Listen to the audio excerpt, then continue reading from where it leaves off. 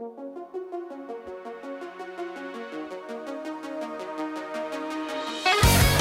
next guest tonight here on Punky's MixTape is joining me all the way from Fleet, Hampshire. Unlike everybody, welcome to the show, Soreteeth.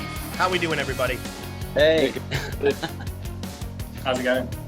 It's going great, going great. Thanks for joining me tonight. I absolutely appreciate it. Thank you very much for the invite. Really appreciate it. You know, it's cool. Well, it's, you know, we dig you guys. We've been listening to you now for a little bit, and I'm really glad we got the chance to have you come and sit down and hang out with us on the show. Yeah, it's nice to actually talk to the face rather than just like Instagram messages and stuff. So it's like pretty cool. Oh, it's definitely always nice to put a face behind the name and behind the, you know, I'm old school like that, you know, as I like actually engaging and conversing and not just texting, you know, so. But you've got an excuse to come to the States now. Oh, absolutely. Absolutely. You got a bunch of excuse, dude. You're gonna have a lot of fun here in New England. Yeah. Yeah. But for my mixtapers that may not be familiar, tell us, introduce yourselves and tell us a little bit about what you do in the band. We'll let Ross take that lead. Yeah, go on, Ross. You go first. Woo. I'm Ross. I'm the front man for Soreteeth. I sing and play guitar, or try to sing. Go on, Chris. Right, I'm Chris. I'm the bass player. Yeah, I shout a little bit too. That's kind of what we do.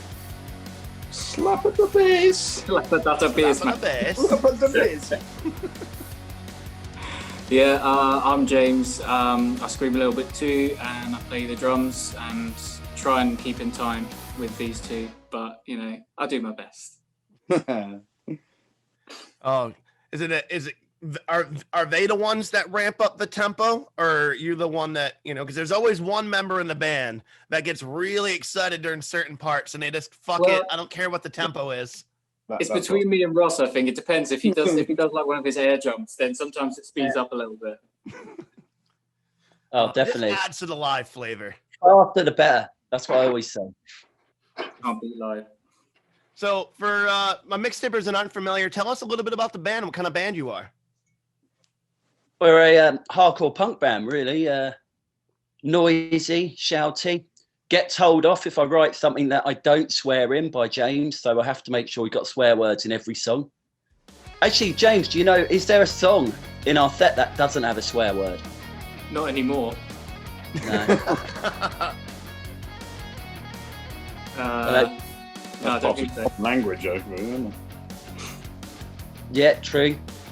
But yeah, I mean, we started off, we were very punky. When we first started, we were like full-on punk band. And yeah, pop punk band to be fair. In fact, what were we going to call ourselves? Cleveland originally? Yeah, Cleveland, I've most of them. Listen to that. Yeah, and then we, well, from that, we then, we just got more and more heavy, I think, as the time went on, and developed our techniques and stuff, and yeah, it just got heavier. Just, yeah, we love all that American hardcore, you know, bands like Terror, Madball, Sick of It All, but also we've had a good upbringing with all the Fat Wreck and Epitaph bands, because that's where we started, and so yeah, so obviously, you know, one of my favourite Fat Wreck bands was Good Riddance, and yeah, so this kind of sound developed from Good Riddance, Nose for a Name, influence sort of stuff, and over time we just got heavier and heavier. Yeah, so I mean, what do you guys, have I summed that up well enough? That's great. Yeah, anybody want to add anything to that? Municipal Waste, fucking love them. So yeah, yeah, same here. Oh my so god, that's a big they're so influence on that. fucking good live. Seen them so many times on tour with Guar, like such a great Oh fucking wow, combo. Guar as well. So is that how it's pronounced, Guar? Because I always go Guar, so it is Guar. Well, I guess it's regional, you know, Guar, you know, it's really how you pronounce like your long A's. Yeah. New England, Old England, you know. I mean, that's the difference right Tomato, there. It's tomato. Guar to Guar. That's the only difference between us. So obviously, you you know, some straightforward hardcore influences, you know, some old school punk influences in there as well. And what's not to love about the, you know, the Fat Wreck and the Epitaph, you know, discography there. You know, growing up with no great effects, you know, like Great always era, love yeah. that kind of sense of humor in a band. But also, you know, as we get older, bands like Municipal Waste and stuff like that, and Iron Regan, like your kind of ramp up, brilliant thrashier, band. you know, type of hardcore. I fucking love that side of things, and that's what I really like about you guys. It's fucking unrelentless, you know, and I'm sure that resonates over in the live shows as well, you know. So that brings me to like my next question is how were live shows for you before the fucking world ended? Well, we had they fun. were fun. I mean, our Yeah. last ever show before all the shit was the weirdest turnout. How many people turned up to that show? Hardly anyone. It was England was literally about to go into lockdown, so everyone was really dubious about going out. Yeah. And that's so. But the show we done in Southampton, like 2 months before that was fucking mental. In January, that was like really good, and I think that show we sold the most amount of merch and stuff. Yeah. So That was a good one. Southampton was definitely good fun. I mean, the hardest thing I find with our music is doing it as a free piece. Although it's fun when we're recording and we're rehearsing, when we actually get to play live, jumping around and doing that stuff whilst playing the guitar and still trying to sing, that's really hard work. So I start realizing a lot of our favorite bands are 5 pieces and we're doing it 3 piece. But then I think that's the punk influence, you know, bands like Blink-182 back in the day. So, you know, I think, yeah, I like the 3 piece thing, you know. Well, but yeah, I mean, show wise, what are we like live? We are a hardcore band, but we do prat around. We struggle to try and stay completely serious. We like a joke. We tried doing serious once. It didn't work. We lasted all of like 2 songs, didn't we? Before I then cracked a mum joke. You know. Yeah. So, Yeah, it's like a hardcore band, but pop punk people doing hardcore, isn't it? Like we're still mentality 14-year-old. I don't think we're angry enough yet. We're trying really hard to be angry, but we're not really angry on life. Well, when you're a couple of, best friends and brothers having a good fucking time and you're joking around, it's really hard, at least for me, 'cause that's the type of demeanor that I am, is that I'm always fucking cracking jokes. It's really hard to shake that. And if that's who you are, then I feel people are going to resonate with that more than, tons of bands are trying to be something they're not. And there's not a lot of bands that are brutal, funny, and kick ass. There's a small niche to do it right. And I like a band with a good fucking sense of humor, but usually it's kind of in a pop punk setting. So what I like about you guys is that you're having fun. You don't take everything completely too seriously, but you fucking rip as you're doing it, Cheers, man. Yeah. We try. I mean, that's the thing though. When you've got like people in front of you watching and you've got their attention for 30 minutes on stage, I can't help it but start mucking around. It's like the temptation is there. I try so hard to be, I'm going to be serious this time. I'm going to tell everyone, like, it's really serious. It's all about, the cause. And then the prattling around happens. Normally James encourages me. Yeah, I can't keep him on straight. And then Chris will try and stop us. Chris is like, boys, don't do this again. It often is, when I'm talking in between the songs, you can see like Chris's head drops, like, oh no, what's he gonna say? Like, come on, quickly get on with the song. I think that's why we don't have any songs that Oh man. What about you, James and Ross? How were the last few shows for you guys before everything went to shit? I mean, the thing that I remember from our shows is we'd always get given like a 30-minute slot and we'd be done in like 15, 20 minutes. And then I think that's probably where all the jokes come from, because we knew like we had to fill the time with something. So we're like, we hadn't prepared anything. So we're like, let's just riff it. And then we ended up just taking the piss out of each other for like 10 minutes and then get back to it for a couple of songs. And then we just leave. That's it. Every song gets played in fucking 3 times speed. And considering our songs are a minute long, it's fucking quick. But And you're just increasing the tempo, and a minute song is dropped into 20 seconds. Yeah, you know it. We should do that, like that Fat Wreck album, like 101 songs of 30-second songs. We could definitely provide songs for that. Oh, absolutely. There's something, back in the day, there was something playing in bands, like, we need a couple of quick little 30-second songs just for shits and tickles, and they were always a blast, to play, and always try to make them as like just ear catching as possible. So if you're like, whoa, what was that? And you're like, well, that's it. Fuck you. That's it. That's it, man. You do like that medley, can't you? Nothing more. That's it. So how long have you guys been doing this together now for? Oh, God. I believe it was 2016 because I was rewriting the bio this weekend. I think it was 5 years now. Yeah, but we've been doing stuff before that, haven't we? Well, yeah. So yeah, we've been going a while, and then obviously got James on. Yeah. So it's probably near on 6 years at least, isn't it? Damn. Cool. Yeah. Which is crazy, really. But the weirdest thing is we couldn't get any gigs for like the first 2 years, could we?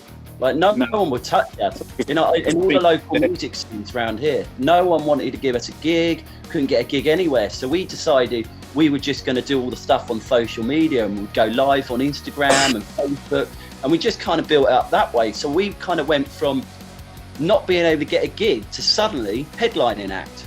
It was just kind of really weird, and that coincided. We only really started gigging the year. Which year was it? When 86 came out, which was our album, and 2018, yeah. So we've only really been gigging as a band for 2 years, and because no one would touch us beforehand. They were just like, "Oh no." Yeah. Was it a lack of like a hardcore presence there in the scene in the area, or was that something else? Yeah, massively. Yeah, there's just nothing where we're from. There just really isn't anything. There used to be a really good scene in the 90s, but it kind of died a death. And then what hardcore bands are about, sort of the London bands, everything's way heavier. And obviously we're going up there. At the time, we were still quite sort of punky. So we just stuck out like a sore thumb. So it was hard to get gigs to begin with until we kind of built our own kind of following, really, and kind of went from there through social media. So without saying that C word of what's happening in the world at the moment. But I mean, nothing's really changed. We've just gone back to how we used to work 2 years ago when we couldn't get gigs. We're just like, we just prat around and just go live when we're at rehearsals and argue whilst we're writing songs and stuff. Well, that's interesting, because that's like very similar to what happened here a lot in the Northeast and in New England. Is there was a pretty predominant hardcore scene, but it seemed like a lot of the way kind of went to like the slam beatdown side of things, and everything got like a little bit heavier. And then I think it's nothing on that. But then like once that became the norm, then like everybody shifted. So then everybody was a beatdown hardcore band, and then like it's cool and all, but like then it all in the area starts to kind of blend together, and nobody's kind of standing out and doing their own thing. And then the hardcore scene, at least in Maine, it really died down. Yeah. And then, I mean, that sums it up, definitely. What's happening here. All the hardcore bands are slam bands in the UK. I'm not a big guy, so I get hurt. And I like it. There's tons of those, kind of slammy, hardcore, deathcore bands that I really like. When I think of like slamcore, God, I think of like Annotations of an Autopsy coming out of the UK. Those guys were brutal as fuck back in the day. And with a sense of humor, at the same time, which is rare. Those types of things are the types of things that I remember.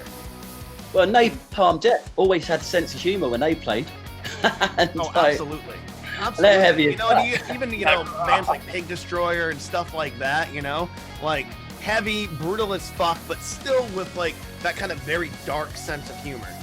That's why I've always been like a Guar fan and stuff like that. I've got fucked up sensibilities, and I like the fucked up joke. Yeah. Life's too short, so. And speaking of that, we're all trying to get through, survive fucking last year and this year, seeing where shit's, been going. But like, what have you guys been doing to fucking stay busy during all this shit? Obviously, a lot of live streams, you were saying.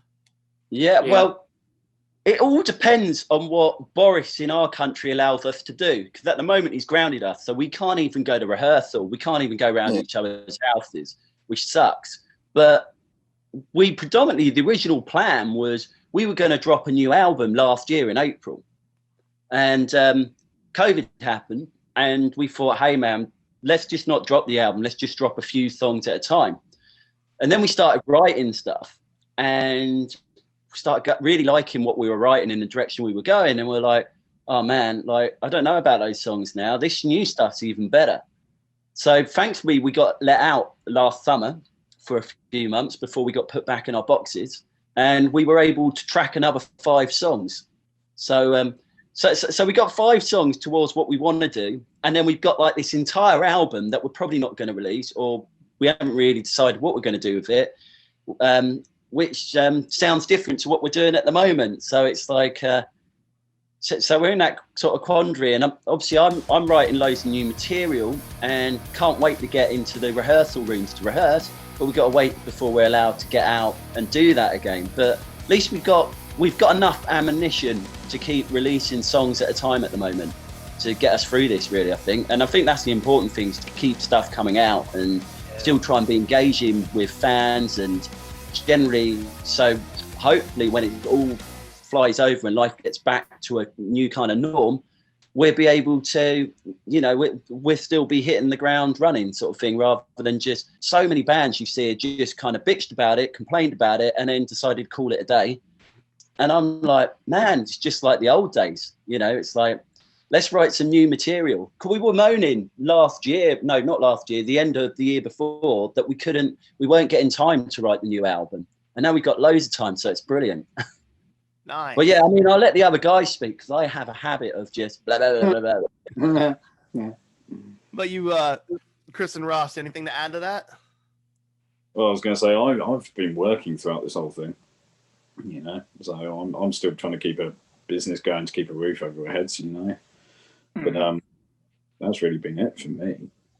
You've just been working 26 hours a day, really. That's it. Yeah. Working in Litland and stuff.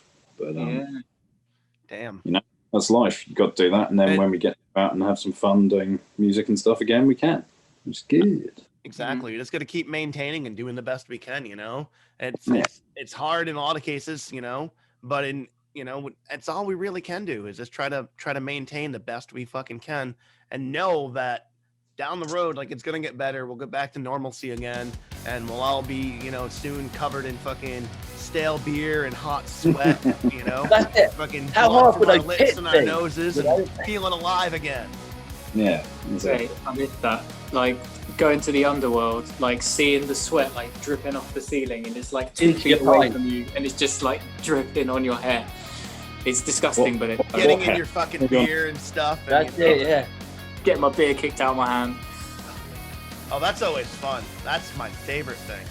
Yeah. That's when I just shake the rest of it. I'm like, cool. You wanted it on the floor. It's all over the floor now. Yeah, that's it. People, because it's only water in a never like the underworld. You can never, at the end of the night, when you're trying to get out of the venue, you're walking on just smashed up beer glasses everywhere. It's just like you're treading on it. It's like hundreds and hundreds, and people are falling over, and yeah, it's mental. I would do anything to slip on a beer right now. I might even dump a beer on my floor just to fucking feel what it's like to be at a show again. I'm picking fights with myself in the mirror in the bathroom. I'm pouring beers all over myself. I'm burning myself with cigarettes. I don't even smoke. The temptation's there, isn't it? I that thought is there, and I do think once we can go back to normal again, I think people will make a more concerted effort to go to shows and to do things, rather than putting things off. I think everyone's kind of realised that, and I'm hoping like the hardcore and punk scene is going to be fucking mental when we get back. I know I'm I'm going to sorry. be the first one on that stage diving. I think we're gonna see like a big resurgence in the local scene. I think all across the board, and I Yeah. think what I'm hoping is like kind of as I'm saying, like a modern renaissance where like back in the day, I mean 2 decades ago when I was in friggin' high school, it didn't matter who the fuck was playing on Friday. There was a show. If there was a show Yeah. to go to, we were there. It didn't matter. It's like, oh, there's live music. Get in the fucking car. Let's go. I think we're going to see a lot more of that because was saying people are this, just going to be so apt to want to live and feel and experience anything again. And what I'm hoping is like back in the day, there was so many mixed genre shows. You know, you'd get a punk band, you'd get a metal band, you know, you might get a DJ in between with a hip hop artist just to kind of fill the spot. You never knew what you were going to get. But Yeah. there was always something new to experience. And I think we're going to start to see that again when shit does start to move in the right direction again. Yeah. Yeah, we I are- also- Chris was saying this actually, won't he, Chris? I remember Yeah, you. I was mentioning saying it. like you think like things like Tony Hawk's and that have been remastered and released, and you've got a whole generation of these kind of new kids, especially around here. Everyone's walking around with a skateboard again. So like whether or not they're going to get into that kind of genre of music again, be it pop punk, whatever, you know, and then start getting into kind of live music to then go out to these shows. Whereas kind of the past decade, no one's really been doing. I think so. I really think so because, you know, the punk ethos, the mindset has always been there. And I think it's more prevalent, especially with some of what the youth generation has been dealing with as of the recent, you know, it's way different. Like from shit that we were, God, not to age myself, but some of the shit that kids have to deal with now, it's way too much, you know? Like the fucking shit doesn't end at school. The fucking bullying keeps continuing on. People are angsty. People are angry. And God, I'd hate to be a teenager right now going to fucking high school, especially here in the United States. You know, my fucking heart goes out to those poor fucking kids. You know, it's a horrifying reality. Nevertheless, with just COVID, but obviously all the types of different aggression that's coming out in the school systems, it sucks, you know? Yeah. So I think that there's going to be a resurgence in all of it because I'm starting to see it with even just the submissions and the age of some of these kids that are sending in music to the show. I'm like so impressed by them. They're like, holy shit, you're getting it and you're doing it right. Yeah. So, Sore Teeth, this has been awesome getting to know each other a little bit more. So you got some things lined up for some releases here coming out. We're going to be doing a little bit of a deep dive tonight here on the show, checking out some of your tracks, and I'm excited about it, and videos. Before we take a break, where can we find your music online? Spotify, Apple Music, Bandcamp, YouTube. Yeah, everyone go and check out our YouTube channel. We need some love on that. And also our Spotify channel. If everyone follows us on Spotify, that would be awesome. That we can definitely do. We'll look down below in the chat right now as we're talking, and this is happening with the power of editing. But go and show them some love. Sore Teeth coming out of Fleet, Hampshire in the UK. Gonna hang out for a little bit and play some tunes, and then we're gonna be back to run the gauntlet that is Mixtape Malarkey. Thanks so much, Sore Teeth. It's all right. though. Cheers, man.